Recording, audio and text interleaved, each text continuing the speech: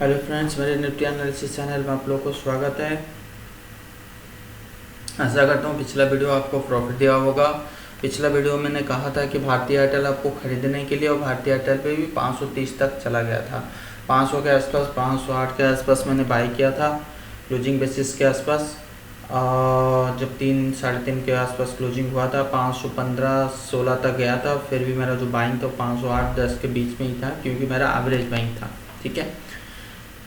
हाँ, तो एक चीज़ मैं और एक बताना चाहूँगा। आज के आते हैं निफ्टी के ऊपर पिछला वीडियो मैंने कहा था कि मेरा जो ट्रेंड है अभी तक वो बेयरिश सिग्नल शो कर रहा है। अभी वहाँ पे कोई एक ऐसा कोई बड़ी तेज़ी का शो नहीं कर रहा है फिलहाल। हाँ, दो चीज़ के हिसाब से मेरा पॉजिटिव था। एक तो ऑप्शन डाटा के वाइज और एक ओपन इंटरेस्ट के वाइज। जो 9000 के ऊपर जब क्लोजिंग दिया था तो उस हिसाब से मैंने कहा था कि एक पॉजिटिव सिग्नल है, और ओपन इंटरेस्ट और प्राइस के साथ कुछ तेज़ी हुआ था, जिस वजह से मैंने कहा था कि यहाँ पे एक तेज़ी का सिग्नल बनने जा रहा है। बट मेरा प्राइस वाइज जो है वो तेज़ी का सिग्नल नहीं शो कर रहा है, जिस वजह से हमें यहाँ पे न्यूट्रल ही रहना पड़ेगा, इंतज़ार करना पड़ेगा। हो सकता है कि मार्केट में आने वाले टाइम पे गिरावट हो। तो एक चीज़ मैंने ये कहा था, तो उस दिन के बाद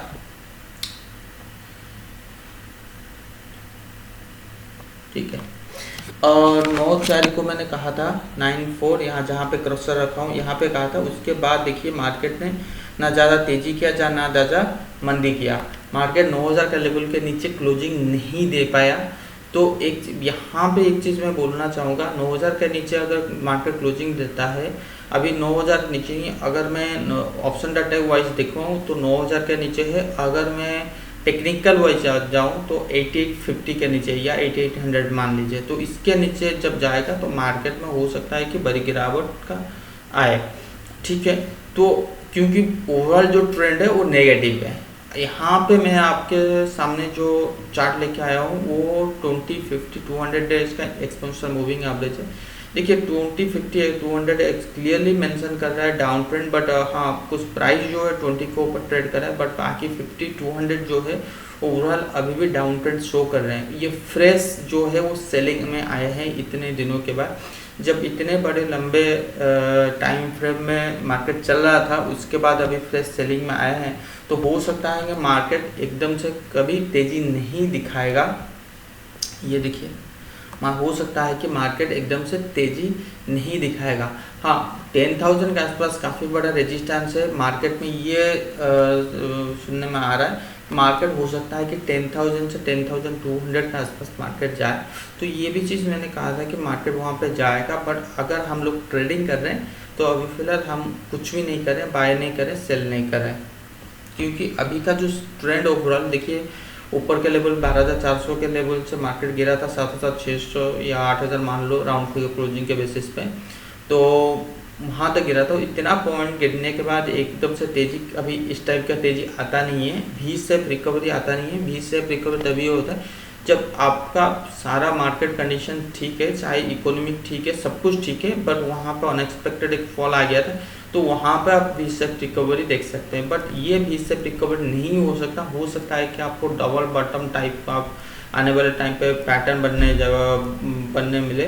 बट एक चीज़ मैं बोलूँगा, सारा जो टीवी एनालिस्ट, फंडामेंटल एनालिस्ट जो कह रहे हैं कि ये जो लेवल आप लोगों को जो शेयर प्राइस का जो लेवल मिल रहा है बहुत काफ़ी लोअर लेवल में मिल रहा है। जो आप 5 साल 6 साल पहले जो लेवल था उससे और भी काफ़ी स्टॉक ऐसे हैं उससे नीचे मिल रहा है। और लाइंस जो है आप देख रहे हैं कि कितना लो रेट में मिल रहा है। एल जैसा शेयर वो भी लो रेट में मिल रहा है। तो ये एक अपॉर्चुनिटी है बाई करने के लिए। मैं और एक चीज़ बताना चाहूँगा, अपॉर्चुनिटी तो है, ये दोबारा अपॉर्चुनिटी मिलेगा, क्योंकि जब इस टाइप की सिचुएशन आता है वो मार्केट कंडीशन ठीक नहीं है, इकोनॉमिक कंडीशन भी ठीक नहीं है, तो इस टाइप के फॉल में हो सकता है कि जो पुल बैक आता है ये ओवरऑल जो एक शॉर्ट कवरिंग रैली हम कह सकते हैं, या नीचे के लेवल में जो बाई किए हैं उसका इफेक्ट है। ठीक है, इतना फॉल होने के बाद। बट आपको अगर आने वाले ट्रेंड, जैसे मैंने पहले भी कहा था कि ये एक बहुत बड़ा क्वेश्चन मार्क अभी बना हुआ है 2-3 महीने के लिए। आने वाले ट्रेंड क्या होगा क्या नहीं, ये 2-3 महीने के बाद ही डिसाइड होगा। बट अब तक अगर 2-3 महीना अगर देखना चाहेंगे तो दोबारा बाई करने के लिए आपको मौका मिलेगा 8,000। हाँ, अगर ये कोई ज़रूरी नहीं है कि ये 8,000 दोबारा आए, हो सकता है कि 10,000 आ जाए। ठीक है, 8,000 लेवल बहुत सही लेवल होता है, बट 9,000 के लेवल में मैं 9,200 9,300 के लेवल में कभी एडवाइस नहीं दूंगा कि आप यहाँ पे बाई कीजिए, क्योंकि ऊपर का जो लेवल है वो 10,000, नीचे का जो लेवल है 8,000 7,500 इस टाइप का लेवल है। तो हमेशा यही कहना है मुझे, आपको दोबारा अगर 8,000 आता है तो दोबारा परचेज कीजिए, अगर नहीं आता है, अगर आपका बाई पोजीशन है तो यहाँ पे कोशिश कीजिए 25 to 30% का प्रॉफिट लेने में कोशिश कीजिएगी। ठीक है, तो ये तो मूविंग एवरेज के ऊपर मैंने बता दिया। तो आते हैं हम अपने मंथली चार्ट के ऊपर। देखिए, मंथली चार्ट मैंने पहले भी दिखा चुका हूँ, आज का जो दिखा रहा हूँ ट्रेंड लाइन के ऊपर दिखा रहा हूँ। ट्रेंड लाइन अगर आपने पढ़ा है या स्टडी किया है, ये सबसे ज़्यादा पावरफुल इफेक्ट होता है, और प्राइस लाइन और ट्रेंड लाइन ये दोनों बहुत ज़्यादा इफेक्ट होते हैं। देखिए, प्राइस जो है वो ऑटोमेटिक ये हायर है, हायर है, हायर है। मंथली चार्ट आपके सामने शो कर रहा हूँ, तो जो प्राइस जो 10,000 था वो ऑलरेडी ब्रेक कर चुका है। ये 2-3 महीने के बाद दिखाई देगा कि मार्केट आने वाले टाइम पे कितना लो तक जा सकता है। जब हमारे पास ये एक सपोर्ट एरिया है, ये पहले बहुत बड़ा रेजिस्टेंस एरिया था, ये सपोर्ट एरिया, तो ये सपोर्ट एरिया क्या आप मान के 6,400 से लेके 6,600 6,500 ले लीजिए राउंड फिगर, तो 6,500 के आसपास एक स्ट्रॉन्ग सपोर्ट जोन है। तो अब जो मार्केट ने ब्रेक किया है, ये 6,500 को टच नहीं किया, मार्केट ने एकदम से मंथली में एक ज़बरदस्त सेलिंग आया, और जो 50% था बड़ा कैंडल का वो 10,000 के आसपास आता है। पहले 10,000 बहुत बड़ी सपोर्ट एरिया था, और ट्रेंड लाइन भी 10,000, तो कुल मिला के 10,000 का जो एरिया है वो काफ़ी बड़ी रेजिस्टेंस एरिया है वो मंथली के हिसाब से। नंबर 1। नंबर 2 क्या है, ये मंथली जो ट्रेड हो रहा है ये धीरे धीरे ऊपर जा रही है। कहाँ तक ऊपर जाएगा? अब देखिए, पहला जो रेजिस्टेंस आ रहा है मेरे सामने 9650 के, अब ले लीजिए 9650, देन 10,000, तो ये आपके सामने मैंने मंथली दिखा दिया। तो अब आते हैं वीकली। तो वीकली चार्ट में हमें क्या दिखाई दे रहा है, एक चीज़ वो भी देख लेते हैं। देखिए, वीकली चार्ट में सेम थिंग, वीकली में क्या दिखा है, जब एक हेवी सेलिंग आता है तो, और एक मैंने कहा था कि वीकली में एक बाइंग होना चाहिए, जो हो गया है, और एक इसी हफ्ता भी एक पॉजिटिव सिग्नल मिला। और ये जो कैंडल बना, ये जो कैंडल जो पैटर्न है, ये बुलिश हरामी काइंड ऑफ पैटर्न है। तो इस टाइप की पैटर्न जनरली लोअर लेवल में जब हेवी सेलिंग आता है तो इस टाइप के पैटर्न को हम बुलिश मानते हैं। तो जब इस टाइप की पैटर्न इतनी बड़ी सेलिंग के बाद आया, तो वीकली कैंडल यही शो कर रहा है कि आने वाले टाइम पे हमें बुलिश फिगर दिखाई देगा। बट ट्रेंड जो है, ये जो ट्रेंड है, ये ट्रेंड एक स्ट्रॉन्ग डाउन ट्रेंड है। तो यहाँ पे एक जो बुलिश हरामी पैटर्न बना, तो और ये सपोर्ट एरिया के पास, तो कहीं ना कहीं मार्केट को रुक जाना चाहिए। नंबर 1, जब स्ट्रॉन्ग डाउन ट्रेंड के पास स्ट्रॉन्ग एक बुलिश कैंडल आता है तो मार्केट वहाँ पे कंसोलिडेट करना चाहिए, ना कि भी सब रिकवरी करना चाहिए। अगर मार्केट जिगजैग पैटर्न में आता और वो भी डेली वीकली में होता है, बट मंथली में आपको ये शो कर रहा है, तो हाँ, वहाँ पे आप कह सकते हैं कि एक बड़ी रिकवरी आने का चांसेस है।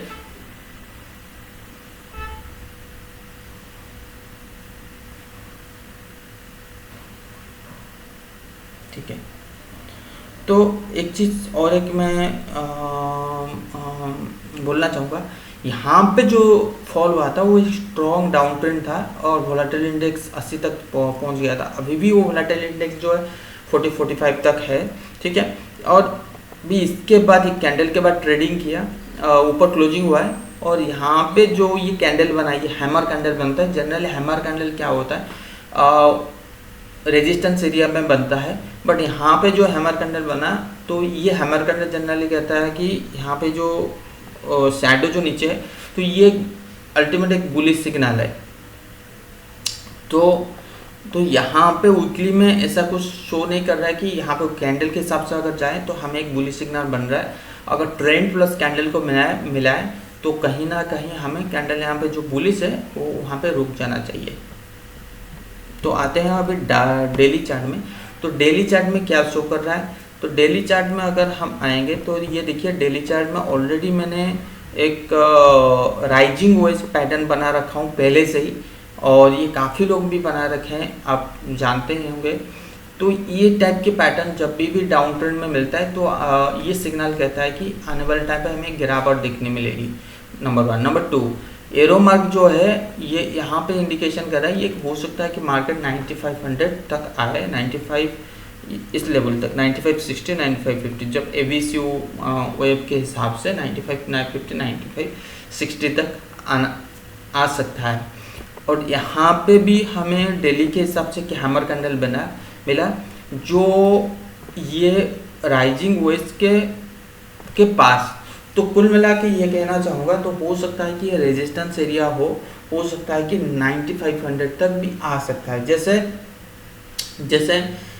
और एक चीज़ मैं बोलना चाहूँगा, जैसे बैंक निफ्टी में अभी तेज़ी शो कर रहा है बैंकिंग स्टॉक में। जैसे आईसीआईसीआई बैंक में मैं काफ़ी अभी फ्रेश तेज़ी में हूँ, और एचडीएफसी बैंक का भी रिजल्ट बहुत अच्छा आने वाला है। तो हो सकता है आईसीआईसीआई बैंक, एचडीएफसी बैंक और एचडीएफसी तीनों जो बैंक के काफ़ी बड़ी मूवमेंट आने वाले। तो जिस हिसाब से निफ्टी में एक थोड़ा सा तेज़ी दिखने को मिलेगा, और बैंक निफ्टी में कंपेयर टू बैंक निफ्टी ज़्यादा तेज़ी दिखने मिलेगा। तो उस हिसाब से मार्केट को टॉप में रहना चाहिए 9500 के बीच में। अगर किसी भी दिन ये लेवल ब्रेक कर देता है, मेरा जो ये 8740 या 8800 का लेवल ब्रेक कर देता है, तो मैं ये मान के चलता हूँ ये ट्रेंड लाइन जो ये है, ये ट्रेंड लाइन में सपोर्ट देगा। अगर ये ट्रेंड लाइन नहीं सपोर्ट देगा तो जो अगला सपोर्ट होगा वो 8100 या 8050 के आसपास सपोर्ट होगा। तो मैं यहाँ पे फ्री फॉल की बात नहीं कर रहा हूँ। हो सकता है कि आपको यहाँ पे हेड एंड शोल्डर पैटर्न मिले, हो सकता है कि आपको राइजिंग वेज पैटर्न मिला। अभी तक राइजिंग वेज का कंफर्मेशन है, उसका पैटर्न कंप्लीट तक होने तक हमें इंतजार करना पड़ेगा। बट अभी तक राइजिंग वेज जो पैटर्न मिला है ये अभी तक कंप्लीट हुआ नहीं है। अब कंप्लीट कब होगा ना, जब ये 8600 के आसपास आएगा या यहाँ तक आएगा, ठीक है, 8750 तक आएगा, जो मैं यहाँ पे हॉरिजॉन्टल लाइन मेरा लगा हुआ है। तो हो सकता है कि उसके बाद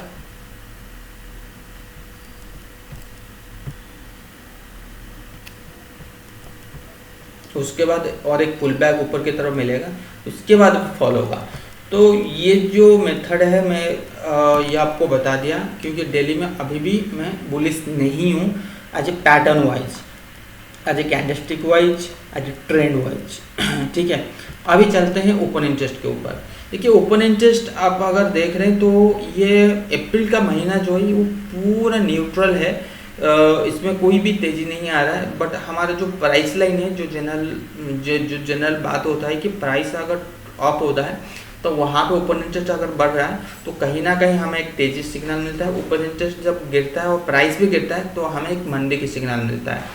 तो यहाँ पे प्राइस तो बढ़ गया नीचे से ऊपर तक अप्रैल के महीने में, बट ओपन इंटरेस्ट जो है वो कंस्टेंट ही रहा। वो यहाँ पे शो कर रहा था 9 अप्रैल को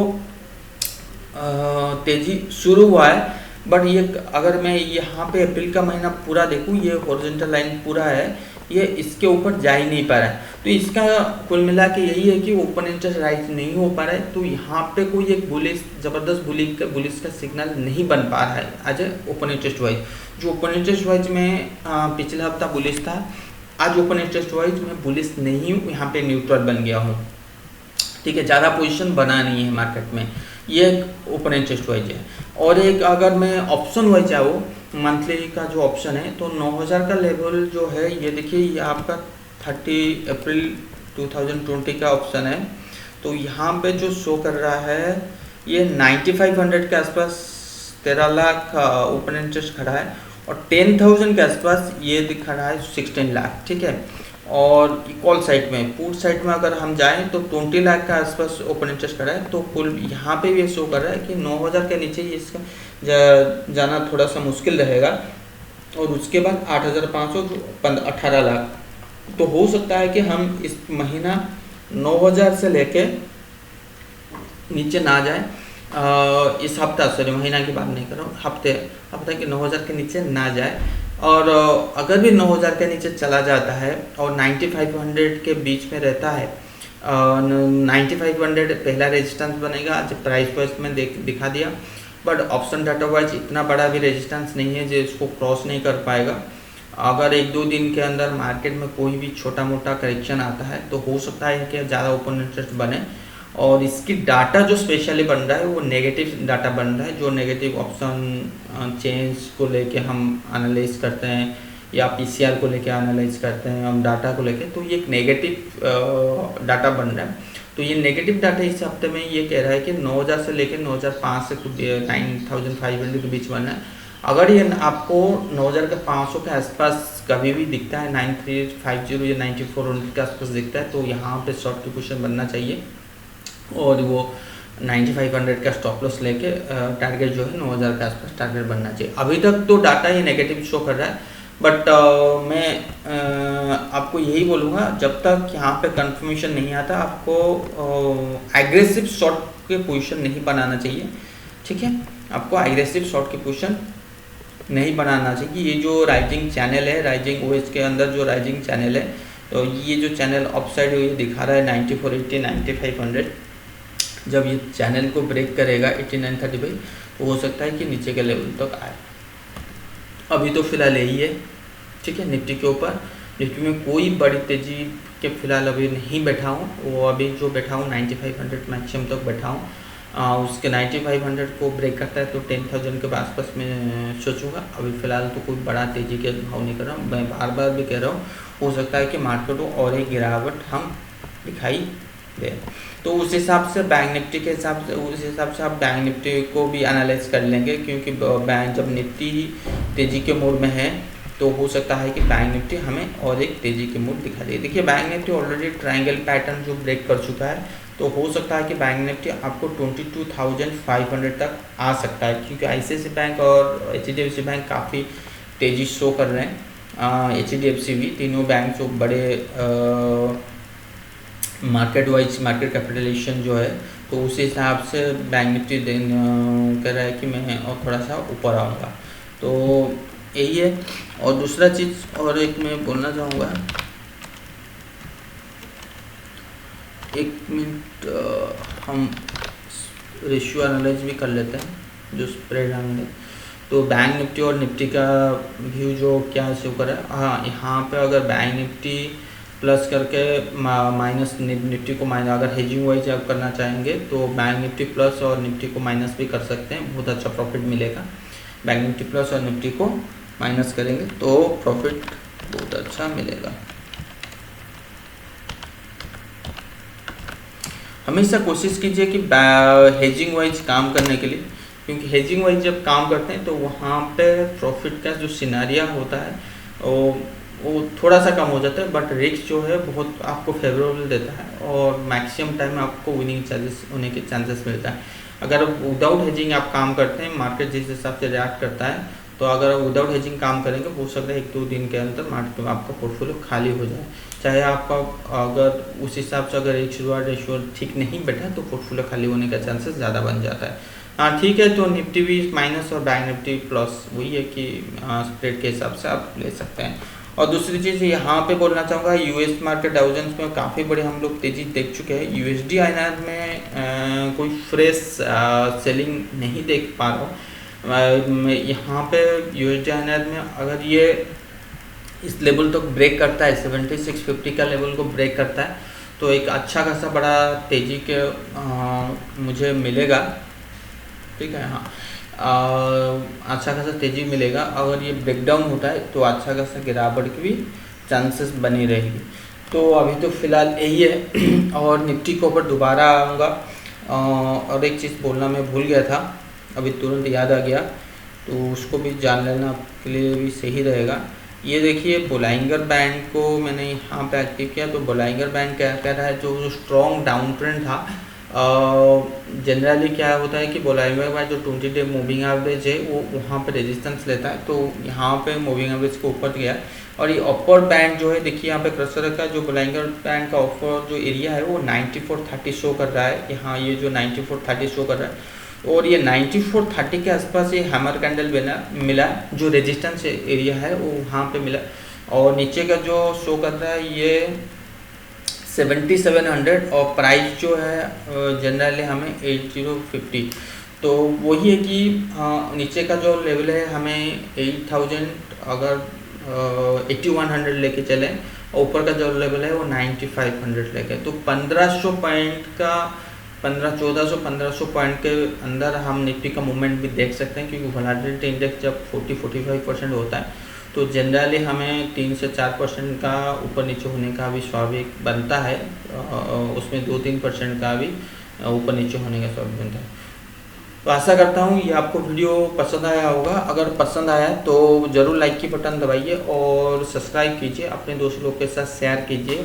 और मैंने अपना एनालिसिस चैनल में ऑलरेडी शुरू कर चुका हूँ, जिन लोग एनालिसिस सीखना चाहते हैं फ्री, तो ऑलरेडी वहाँ पे ऑलरेडी इंट्रोडक्शन 2 पार्ट हो चुका है, डाउ थ्योरी 2 पार्ट मैंने डाउनलोड कर चुका हूँ, वहाँ पे जाके चेक कर सकते हैं।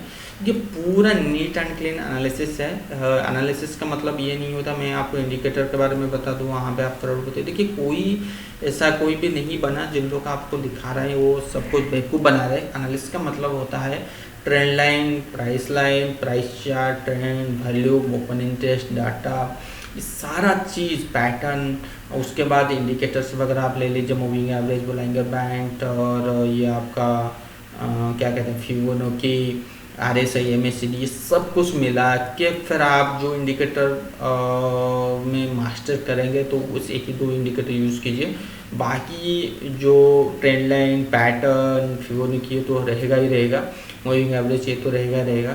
तो इस बेसिस के ऊपर आपका एनालिसिस और सक्सेस हो सकता है। जब तक आप सारा चीज़ को ऊपर बेसिक क्लियर नहीं होगा, आप हमेशा ये चाहते हैं कि आप एडवांस मॉड्यूल में चले जाएं, आप एडवांस चीज़ सीखें, साइकिल वगैरह, ये फिबोनाची एक्सटेंशन, ये सारा चीज़ देखिए जब बेसिक आपको ठीक नहीं बनेगा तो ये सारा चीज़ सीख के भी कोई फ़ायदा नहीं बैठेगा। ये सारा चीज़ इसलिए एडवांस बना हुआ है कि एक्यूरेट आपको टारगेट और एक्यूरेट एंट्री पता चले। जब तक आपको बेसिक क्लियर नहीं है तो ये सारा चीज़ आपको हमेशा गलत दिशा ही शो करेगा। बेसिक से ही आपको ट्रेंड और जो ट्रेंड होता है, तो ऐसा कोई भी चीज़ नहीं बना जो आपको ट्रेंड का सही दिशा आपको दिखाए। चाहे आप मूविंग एवरेज लीजिए, चाहे आप प्राइस वाइज लीजिए, तो कोई भी नहीं है, तो उसको एक्सपेक्टेशन प्रोबेबिलिटी के ऊपर डिपेंड करता है।